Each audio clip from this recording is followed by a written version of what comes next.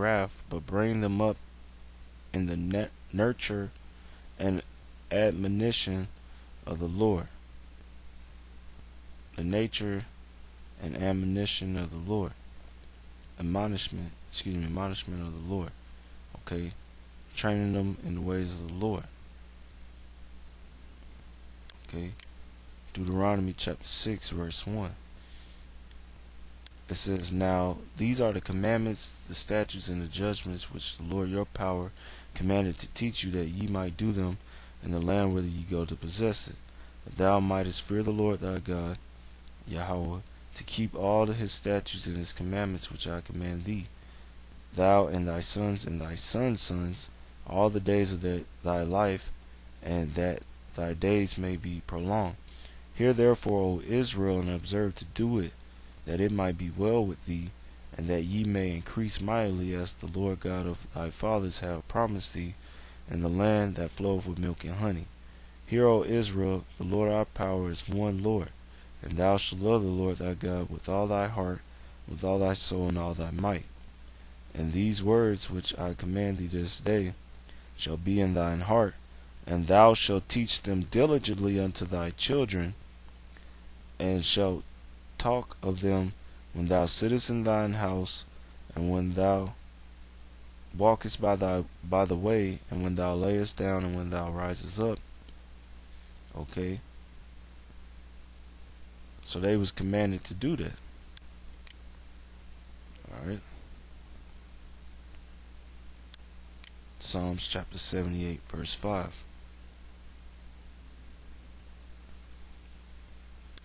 It says, "For he established a testimony in Jacob, and appointed a law in Israel, which he commanded our fathers, that they should make them known to their children, that the generations to come might know them, even the children which should be born, who shall arise and declare them to their children, that they might set their hope in God, and not forget the works of God, but keep his commandments." Okay?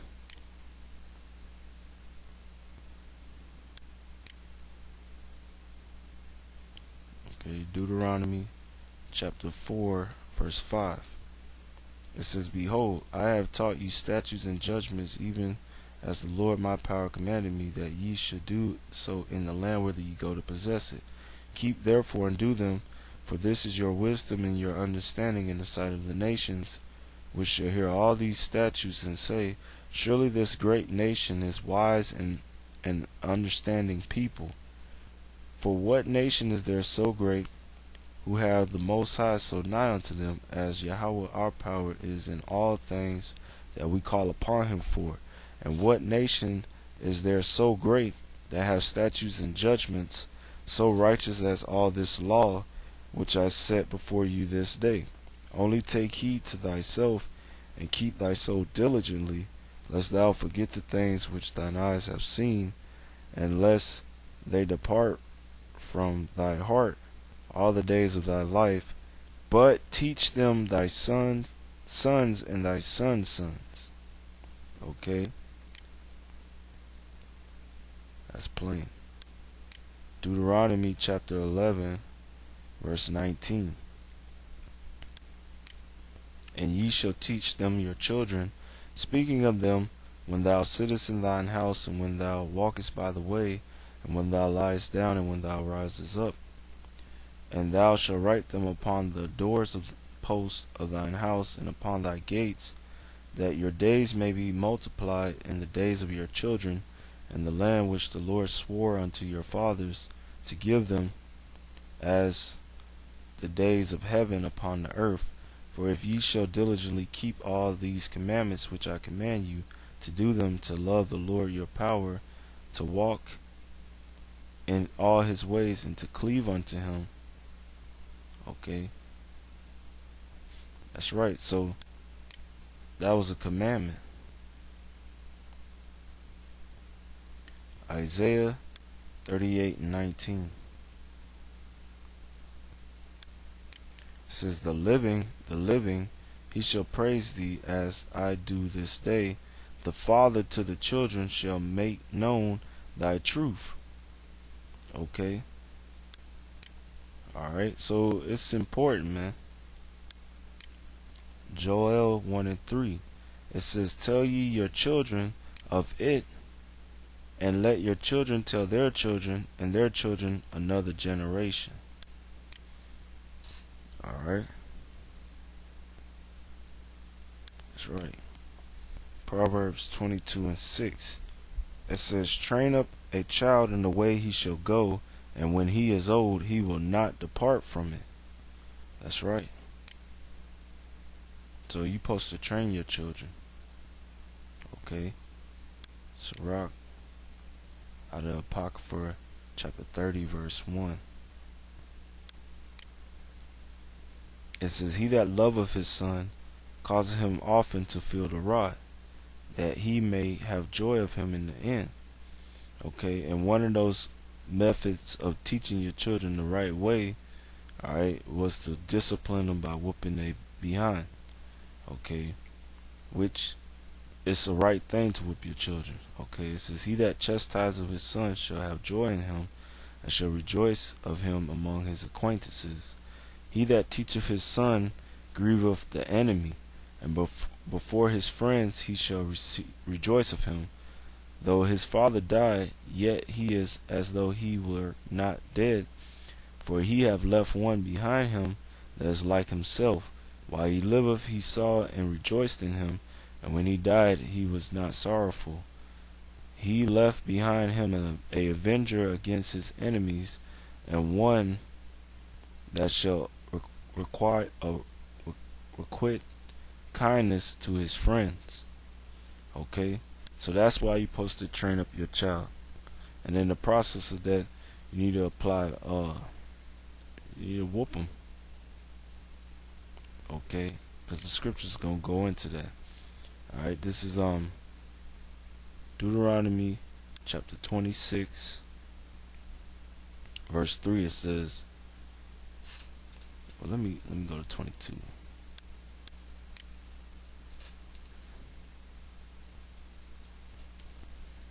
Alright, Proverbs 22 and 15. It says, foolishness is bound in the heart of a child, but the rod of correction shall drive it far from him. Okay, so children, alright, they be full of basically foolishness.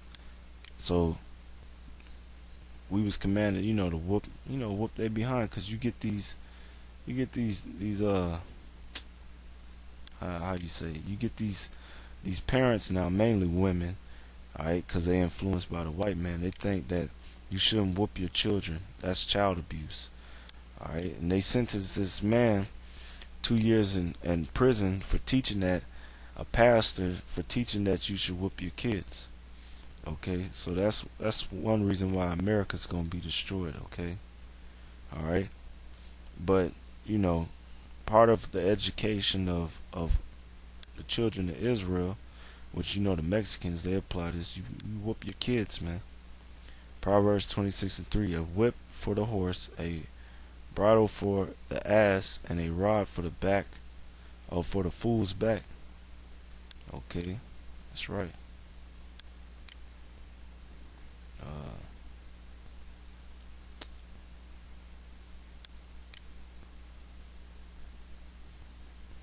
Okay, Proverbs 29:15.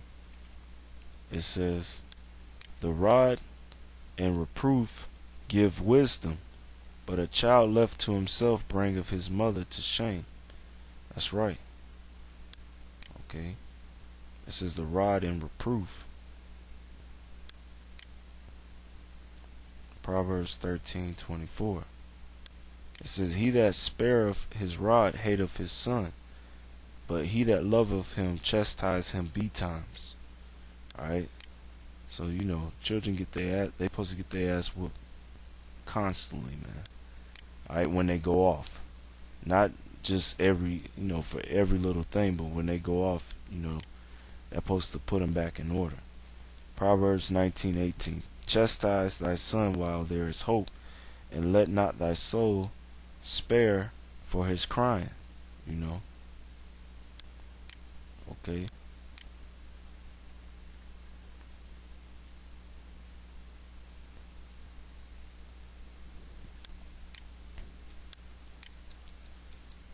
Proverbs 23 and 13.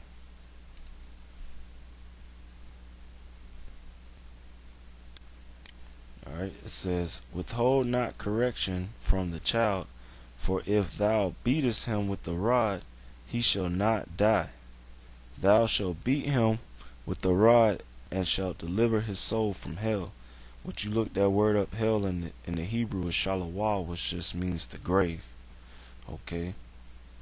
Alright, so that's plain, man. Okay. That's plain. So it says back here, it says the Mexicans in their dress, alright, which we proven with the scriptures that the Mexicans, also from this page, from other excerpts, it showed that the Mexicans wore fringes on their garments, proving they're Israelites, and the domestic economy of their houses, which had flat roofs or trenches like those of the Jews, which that was a commandment in the law of Moses, that when the Israelites built their house, they were to put trenches or battlement around the top of their roof, so nobody won't fall off and blood won't be put on them. And then in the mode of receiving guests and saluting strangers, which, you know, we prove that using Abraham, which is the one of the patriarchs of the children of Israel, and that the believers and who you really call Jesus Christ, which is named in the Hebrew is Yahushua, they were taking care of, you know, brothers in the faith, receiving guests and saluting strangers. It says, in their respect for the old, rising up on their approach, which that's in the law, and in the pains, okay, the pains which they bestowed on education of their children, strongly remind us of the Jews. So that proves without a shadow of doubt that they had to be Israelites, or that they are the Israelites, one of the tribes of the nation of Israel, the so-called Mexicans. Okay, so we finish it out with this point. Okay, with these few scriptures, and I'm gonna end it. Okay, because you get scoffers come up and they say, well, they're not Israelites. Well, with historical facts, with the scriptures, it's evident that they are Israelites. Now this is Romans 2 and 13. It says, for not the hearers of the law are just before God, but the doers of the law be justified. For when the Gentiles, now this ain't talking about the other nations, this is talking about Israelite foreigners, which the Mexicans will be considered Israelite foreigners, because they were not presently, the 10 tribes were not presently in the land of Israel when the Lord came on the scene. They wasn't over in the they haven't seen that land for hundreds of years, so they would have been, over time they would have been considered Gentiles or foreigners to their homeland, which is the land of Israel. Okay, so it says, for when the Gentiles, Israelite foreigners, which have not the law, do by nature the things contained in the law, which we prove that the Mexicans by nature, okay, they was doing those things that are contained in the law, these having not the law are a law unto themselves, which shew the work of the law written in their hearts, meaning in their minds, their conscience also bearing witness, and their thoughts the means, while accusing or excusing one another. Okay,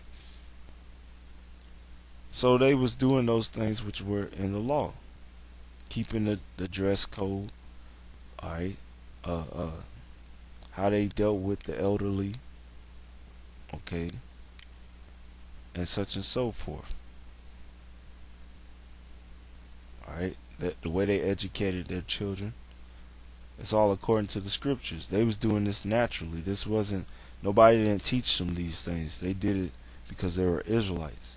Because the scriptures say, the Spirit, Romans 8 and 16, the Spirit itself bear witness with our spirit that we are the children of God. Okay, now what is the Spirit? You know, real quick. Alright, this is John chapter 6 verse 63. Okay,